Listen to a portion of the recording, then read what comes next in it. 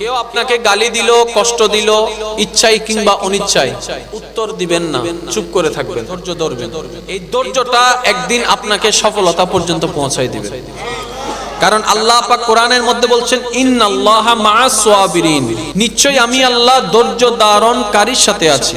কেউ আপনাকে কোন একটা কথা বলল যেটা আপনার অন্তরকে আঘাত করেছে, আপনাকে কষ্ট দিয়েছে, যেটা আপনার সহ্য হয় নাই। এতদিন আমরা কি করেছি? প্রতি উত্তর দিয়েছি, একটা বললে 10টা শুনেছি, ঠিক না? মনে রাখবেন, কারো কোনো কথায় কষ্ট পেয়ে উত্তর না দেওয়াটা, কানের মধ্যে না নেওয়াটাও একটা উত্তর। কেউ আপনাকে কোন একটা কথা বলেছে, আপনার কষ্ট লেগেছে, এই কথাটা আপনি শুনেও না শোনার ভাব করে রেখেছেন, না শোনার ভাবে থেকেছেন, না শোনার ভান করে রয়েছেন, এটাও কিন্তু এক প্রকার উত্তর হয়ে গেছে। উত্তর দিয়ে তো দেখলাম, একটা গালি 2টা শুনাইলাম, 2টা গালি 4টা শুনাইলাম, লাভটা কি হলো? একটা মারলো, 2টা মারলাম, লাভটা কি হলো?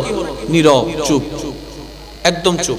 আল্লাহর কাছে বিচার দেন, আল্লাহ ন্যায় বিচারক তুমি, আমি কিছুই বলবো না, কি হচ্ছে কেন হচ্ছে সব তুমি জানো, উত্তম বিচারক তুমি, তোমার দরবারে ছেড়ে দিলাম।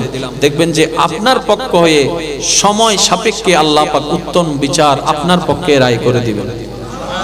কিন্তু কি? নীরব, চুপ। বেশি কষ্ট লাগলে কোনো কথাই শুনো না শোনার ভাব করে থাকবো। একটা কথা মনে রাখবেন, কেউ যদি আপনাকে সারা দিনভর প্রশংসা করে, আপনি আসমানে উঠবেন না। কেউ যদি আপনাকে সারা দিনভর বদনাম করে, আপনি মাটির নিচেও যাবেন না। আপনার অবস্থান কিন্তু আপনার কাছেই থাকবে। কথা বলেন ঠিক না? তো কারো প্রশংসার মধ্যে আহামরি খুশি হওয়ারও কিছু নাই, আবার কারো বদনামের মধ্যে একদম মন খারাপ করে নিজের লাইফ শেষ এরকম করারও কিছু নাই। আপনার জীবন আপনাকে দিয়েছেন আল্লাহ, একা দুনিয়াতে পাঠিয়েছেন, একা দুনিয়া থেকে যাবেন। তার মানে আল্লাহ পাক আপনাকে শিখাই দিচ্ছেন, আল্লাহ পাক আপনাকে বুঝাই দিচ্ছেন, আল্লাহ পাক আপনাকে জানাই দিচ্ছেন, বান্দারে তোর জীবনের জন্য তুই একাই যথেষ্ট, কারো দরকার নাই। সুখ তোর কাছে, তুই চাইলে তোর সুখ আবিষ্কার করতে পারিস। সুখ কখনো ধন সম্পদ কিংবা ব্যক্তির কাছে থাকে না।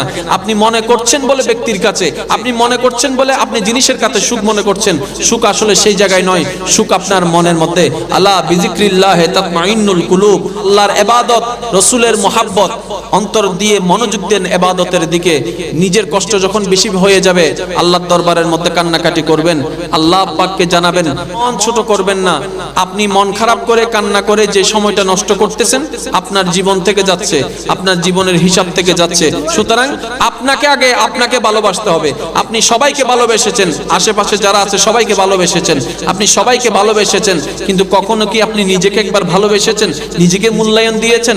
এই কথাটাও একবার ভেবে দেখবেন।